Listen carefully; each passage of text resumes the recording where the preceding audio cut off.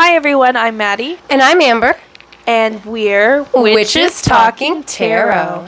And today we're going to be talking about the second half, the second part. Middle. Kind of the middle. Right. Yeah. Of the Major Arcana and the Tarot deck. And I had so much fun talking about the first half. I'm excited to do this one now. Yes, I agree.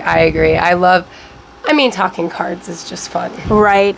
Now, I guess you don't really have to watch this in order, but if you want to, check out our previous episode about the Major Arcana. What do we call it? Majorly into tarot. And this one will be too majorly into tarot. I love that. Second one, 3 majorly into tarot. Yeah. Trace major... We'll figure it out. Trace tarot. Yeah. Trace Arcana. Did I tell you that I got into... Oh, what'd you call it? I said Trace Arcana. I like that. Did I tell you I got into some fucking poison ivy or poison oak or poison sumac, whatever? Oh, God, no. So for those of you that don't know... not to get off topic, but for those of you that don't know, I've been going on morning walks with my kids. Well, I was like a dumbass. Can we talk about how stupid this is? There was a bush coming up, and instead of going around, I'm like, I'm going to go through it. The kids will think that's hilarious. So we go through it. Kids are like, ha, ha, ha, ha. What the fuck? Shit. Now I have poison ivy or sumac or fucking oak. And not just me, but the little one has it. Orion has it. We both have it on our chest because I breastfeed. And he's right there. Yeah. He probably reached out. At least, okay, silver lining. It's not in the eyes. Yes, thank God. Overboard. Remember at least when she's not covered in the poison ivy? My God, and she's like, don't look at me. No, I'm a monster. So careful with this poison ivy. I'm not even using my normal, scrubby to wash my skin when I take a shower. And I'm being extra careful with the fucking towel because I heard a story about someone using a towel when they had poison ivy and got that shit on their vagina. Oh, shit. I know! So damn. I'm, so careful with this shit. I do not want it to spread. Like, you and Kurt Russell both just be charging in like the Chariot. Right. Sorry, I've been, wanting to say that around. I was like, this is so perfect. But warning, it's poison ivy, sumac, and oak every time season. Every time we go camping, Corey's like, watch out, that's poison oak, that's poison ivy. And I'm so like, thank you for teaching me because I didn't grow up knowing that. I'm so dumb. I know what it looks like, but I wasn't paying attention. All I know is leaves of 3, let it be. Yeah, that's poison ivy. Oh, fuck, dude. Yeah, and poison oak kind of looks like an oak leaf. Right. And which is what I think is why I got into, because it looks like an oak leaf. Yeah. You know, that's exactly what I think it was. And the Chariot's not just about charging in blindly like the Fool, which again we covered in the first episode. I had a Fool moment. Right. But the Chariot's charging in all confidently and with courage and success at your back, essentially. Exactly. Victory. We're going Victory. Thank you. That is the word I was looking for. Victory and it was not and on my progress. tongue. Now, when you charge in and you move in and you go, you do have to leave some things behind. It's it's a major departure of some point, but not so much for victory. It is for victory. It's literally most cards picture a chariot, think Roman warriors on a chariot going to battle. That's exactly the depiction on most cards for the Chariot, and that's the energy of the card. It's charging into battle for victory. When you charge into battle for victory, you're leaving behind everything. Yes. Because you can't be holding on to all that shit or you won't attain victory. You'll be too worried about everything. Sorry, that's how I interpret it. I like that because I was going to compare it to the Death card. The Death card is less of a major departure and more of a major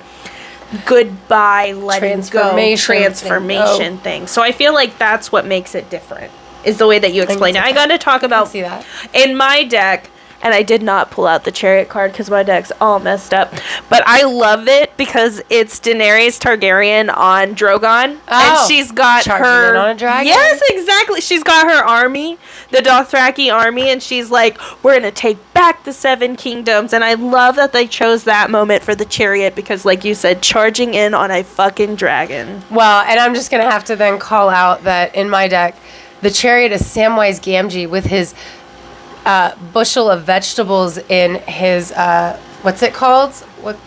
his wheelbarrow. Thank you. You know what though? But he did come charging in and led them to victory. Without Samwise, Frodo never would have gotten that ring in the fucking Mount Doom, Mordor. Can I be honest with you? I think the Chariot card would have been, like, I would have loved if it was Pippin and Merry charging in with their little swords. That's what I would choose, you know? But that's why they're the knights in some of the, later they're knights. And so that makes sense. But I really love this depiction because it doesn't mean you're going in forcefully or angrily. I mean, it's Samwise. He's going in with love. I love that. To conquer all. I actually love that description. Amber's got a lot of a better ways with words. Well, I said a lot of a better. With this artist, I'm just working with what these people gave me in the deck, and that's all I'm saying is I've never seen it necessarily as loving before. But when you think about that role Sam plays, it is an act of love where he's like, he hears through the window that Frodo's got to go on this adventure, and he's like, I'm fucking with you, man. I love you. He's like, bros before hoes. He's literally, like, no homo. He dropped his hoe and he left his wheelbarrow behind. Well, the next card is the strength card, and I like the depictions really in both of our fucking decks. So in the Game of Thrones deck, which is my deck, it is Brienne of Tarth, and I love that description because she's a strong ass bitch. I mean, she defeated the fucking Hound. She is so strong. In mine, it's Gimli killing an orc, and I love that depiction as well. But I like the traditional depiction of it's usually a woman who is subduing a lion.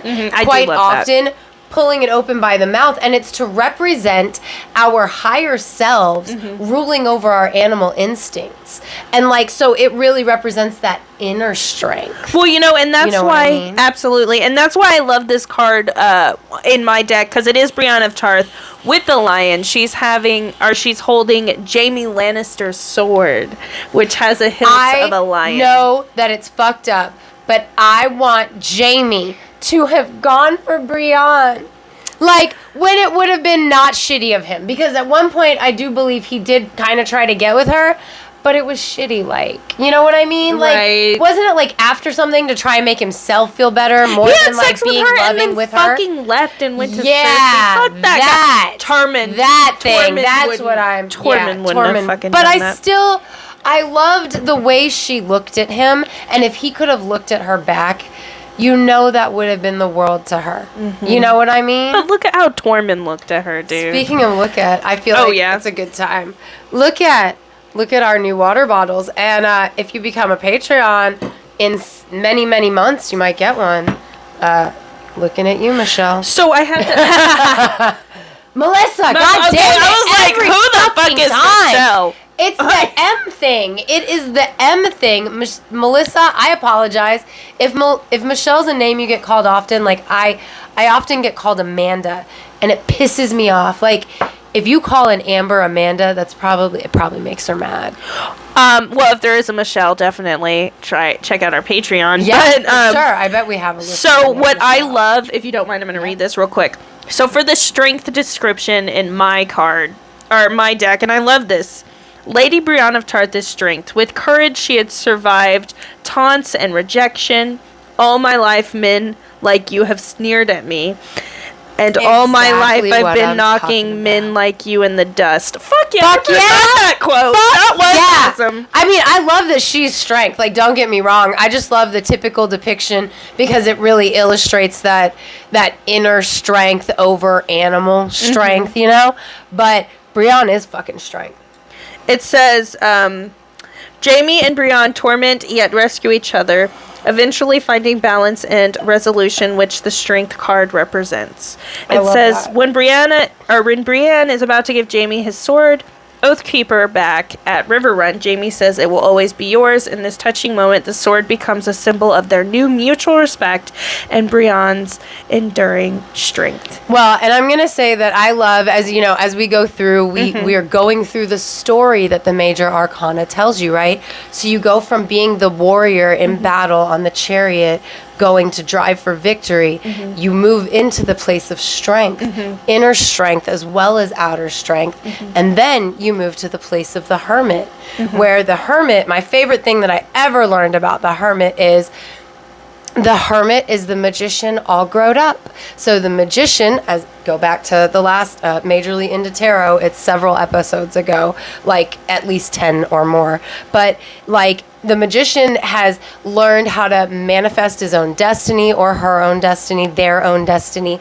They've learned how to make their intentions work out there in the world with their power, right? Before they move on to the high priestess and that intuition piece. So now they've gone through this entire journey and they come to this place of the hermit where they step back and they reflect within themselves. Because think about soldiers who have gone to battle. They go through that. They take time away. They reflect on the battles that they fought. Yes. They reflect on what they were out there fighting for. And I really love that, like, it goes from the Chariot to strength to the Hermit, because you go through all of this stages, and then you need to then you have to sit within yourself to rest, yes, and work on your wisdom piece, because the Hermit is all about sitting within yourself and really learning, like taking the knowledge that you've gained, the experience that you've gained in all of these places, and turning it into wisdom in the Hermit piece by reflecting. In my deck, it's Bilbo Baggins writing out the story of the Hobbit. I love that. In my deck, it's Bran, and it says right here, the Hermit follows his calling to the truth, just as Bran is called to the sacred wirewood tree to meet his mentor and discover the truth of Jon Snow's parentage. That's, reflecting in himself and learning more than he would think he would know. And with Bran, it's also taking time to resonate with his gift and learn more about what his abilities are. And what again, he needs to do. That's all about that Hermit piece. I truly believe when you get that card, you need to focus on your gifts just as much as anything else in your life. I agree. Keep on moving. Now we spin to the Wheel of Fortune. Yes, in my book, it's the Shire, and then it's got a great big water wheel in the middle of the Shire. And I love that because the Shire represents the wheel. Think about it. The hobbits live in this like fucking Garden of Eden where there's peace and everybody knows each other, and like, yeah, there's little quarrels amongst the long bottoms and the whatever foots and the Harfoots and the this and the, I fucking hated that part of the books. Sorry guys, I don't remember all of them, but it's like the wheel keeps on spinning, and when it's upright, you're on top of it and you're trucking along. When it's upside down, it's running you over. So arguably, sorry, no, it's true. That. So arguably, I love your card. I do. I love mine too. The Wheel of Fortune and the Sun are often seen as the quote unquote best cards in the deck to get in a reading because they're so positive. Yep. They are. They truly, they mean good no, things. They the totally sun is shining on you. The sun is shining spinning on you. For you. Yes. So in my deck, it's actually the spinning wheel that Daenerys Targaryen is referring to in season 5 or 6, where she says, this one's on top, that one's on top, and on it spins. So I guess mine has a darker meaning, I would say. I wouldn't say it has a darker meaning because, the wheel does keep on spinning, and if you can't keep up with it, it's going to run you over. Yes, and that's where the negative, the reversal. It's just the real aspect of it, though, because, and I feel like I don't see it as negative as much as I just see it as accurate. Does that make sense? Well, and it's also just fate and destiny as a whole, and both of those aren't always the nicest. You know what I mean? It's a part of life. It's natural. Divine it's accurate. law. Yep. Divine law. Which is funny because then we move into justice, which is divine law.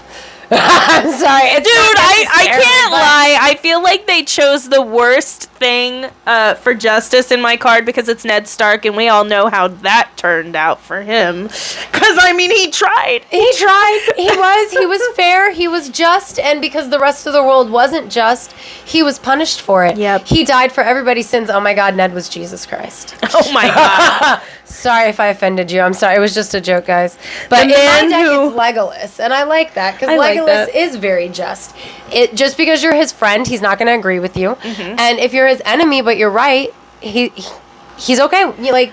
he represents justice. He embodies justice. Like, when justice rules, order reigns. You know what I mean? If you get justice in a reading, it means, like, if you feel like stuff's going wrong right now, like, if justice is upright, most likely justice is going to be served to you. Yes. However, in your favor, you or another person in your life will be exactly, judged like, fairly. justice might not be you. Maybe it depends on the perspective, exactly. Right? Because to you, it might not seem just, but in the scheme of things, it is. It is. In the whole universe, it is, yes. So it's a very it doesn't mean you're right. It means justice will be served. Balance. Like the Lady of Justice thing. Yes. No, I love the quote they put in here. The man who passes the sentence shall swing the sword, because that's a very just. It says... Eddard Stark is just in action. The man who passes the sentence should swing the sword. He delivers justice in the name. Sorry, King I didn't. Robert. No, sorry. I thought you were done. No, go ahead. He delivers justice in the name of King Robert when sentencing people to death. And I like that because I like that quote. Well, and I like that because in part of mine it says, justice asks that your vision be just as clear in seeking the heart of the matter, because Legolas's aim is always true and it always finds the center of what it's seeking. Well, and I like that. I like both of these cards and how that's quoted. Yeah. And this quote, the one I just said, the man who passes the sentence should swing the sword, because it's not sugarcoating justice. Exactly. I like that too. You know, because like we think justice, they're going to get what's coming to them. But it's not that are you simple, willing? Right, exactly. You know? It's the man who serves the justice has to swing the sword. Or the man who passes the sentence must swing the sword. Because if you have somebody else do it, then you become numb to it and you start swinging or passing the sentences. But also, if you aren't able to carry it out, how just do you think your choice has been? Exactly. I'm just saying. So again, justice doesn't necessarily mean you're going to get your way. It means that the universe is going to be fair. Exactly. Yes, it's going to be just. Which is, I love the way that it tells a goddamn fucking story.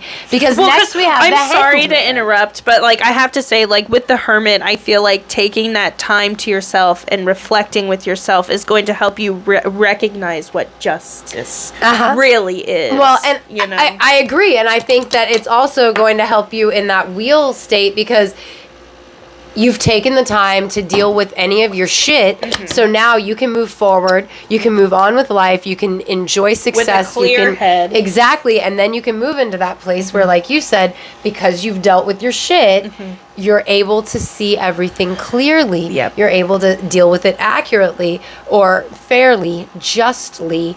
But then we move into the place of the Hanged Man, where sometimes the Hanged Man very often represents self-sacrifice, right? So when justice is not your way, you feel like you've been treated unfairly. Yes. You turn into the Hanged Man, which I've never seen before this episode. I know. I love that we're going through all of these. So in my journey that tarot takes you through, guys. I know it really does. So like in my deck, it says he also invites you to take a different view of the situation, as you could find a different solution. The card also says sacrifice may be needed to break the status or whatever and forge ahead. Whatever your decision, you can move forward enlightened. So self-sacrifice may be necessary, because we got to realize what justice is. And it's not always your way. Yeah, I love that. I love that. It's so perfect, because like, okay, so in my deck, the Hanged Man is Gollum, and if you know Lord of the Rings, you know who Gollum is, right?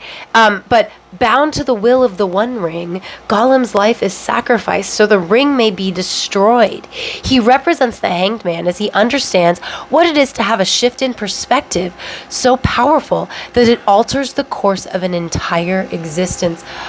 Okay, I have to read this one too then. Because that goes, like, listen to this one. It says, when Theon Greyjoy casts off the withering persona of Reek, which would be like the Hanged Man, he reclaims his lost identity and saves Sansa Stark.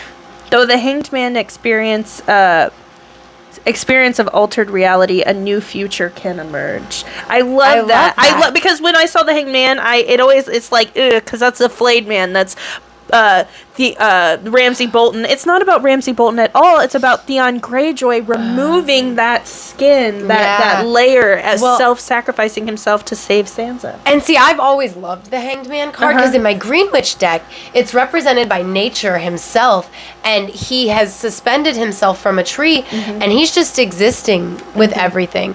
But he's there as a sacrifice. If a bear comes up, he's, in a place of vulnerability. You know what I mean? He's waiting. Offering himself up. Yes. One decision can change the course of an entire existence. During this wait, because he's hanging upside down waiting, just like you said, suspended, he is initiated into a higher level of consciousness, like Odin. You're changing your perspective. Oh my God, yeah, like Odin who hung. Yes, exactly. Oh my God. I bet Norse decks Odin is the Hanged Man. I bet so. I bet so. But I mean, you could argue Jesus as well, because he hung. Self-sacrifice. I mean, again, even though he's not upside down. Oh my God, you're right. Because Odin sacrificed his eye, and he had to hang so that people could do the greater good. Jesus sacrificed himself on the cross so that people could do the Hanged Man is a powerful ass card, and when you get it in a reading,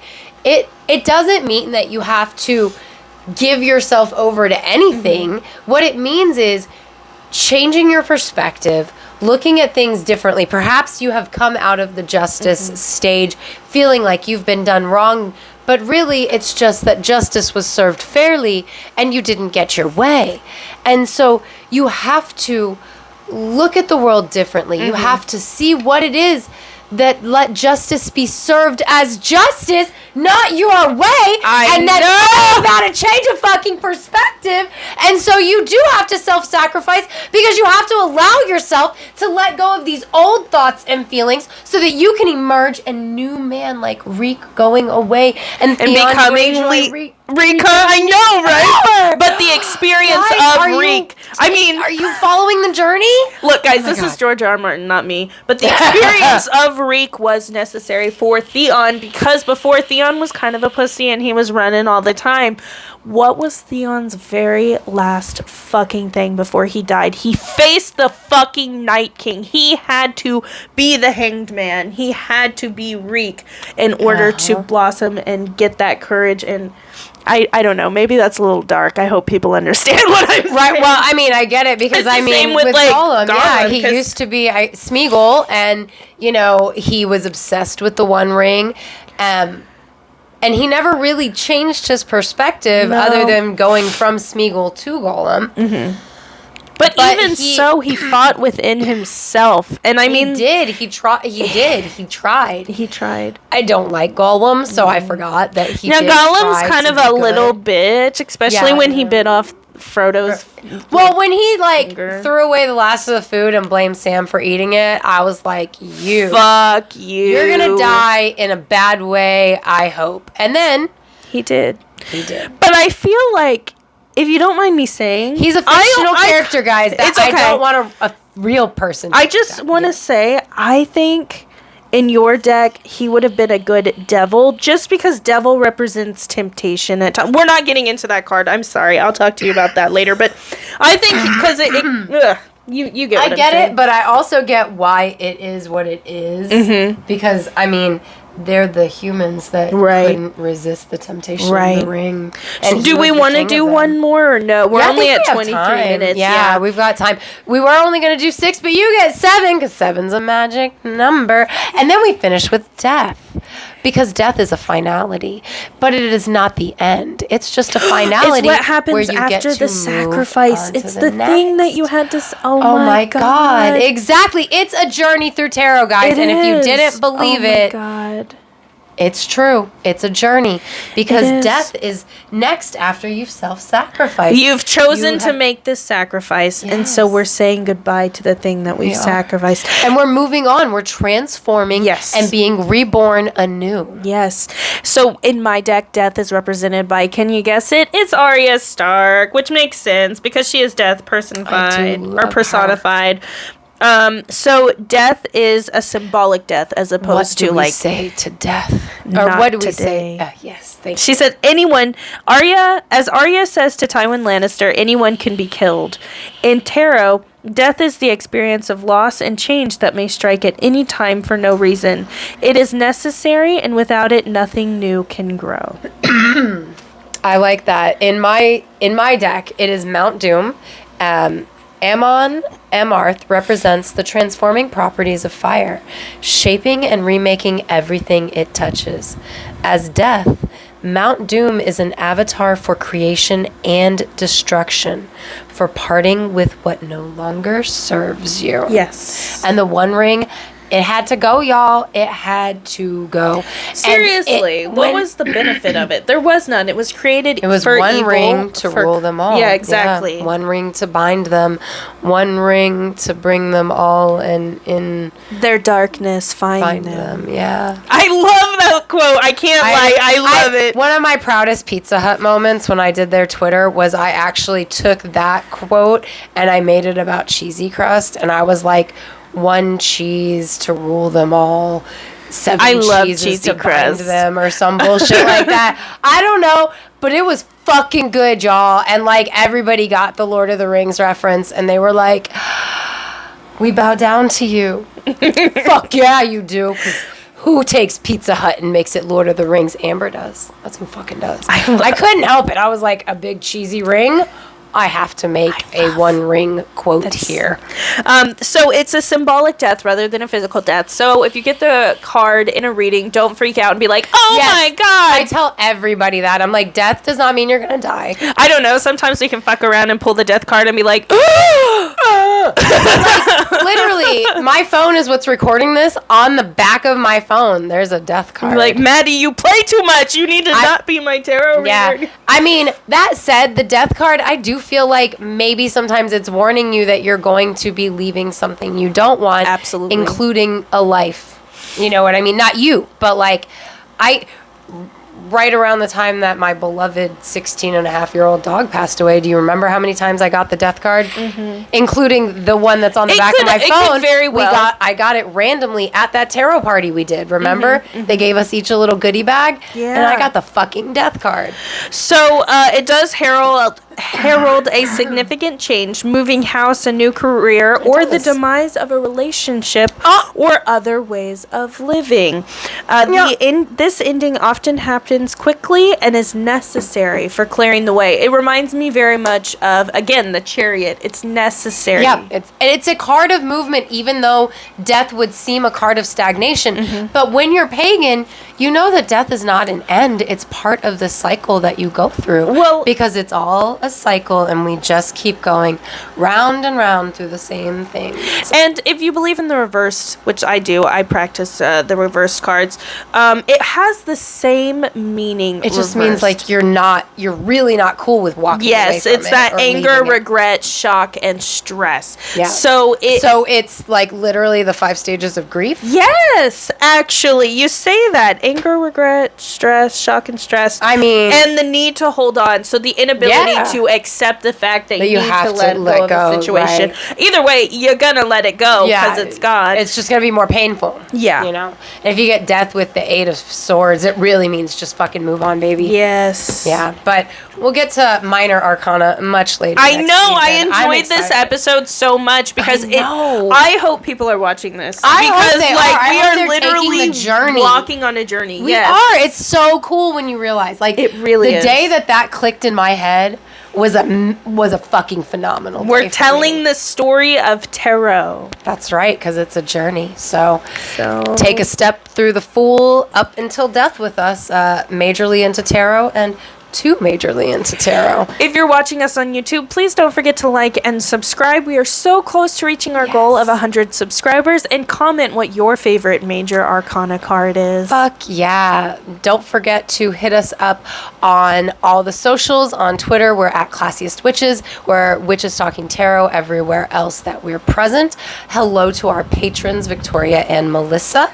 If you would like to join them, go to patreon.com/Witches Talking Tarot, and you'll be able to get exclusive content for us even during our upcoming summer break.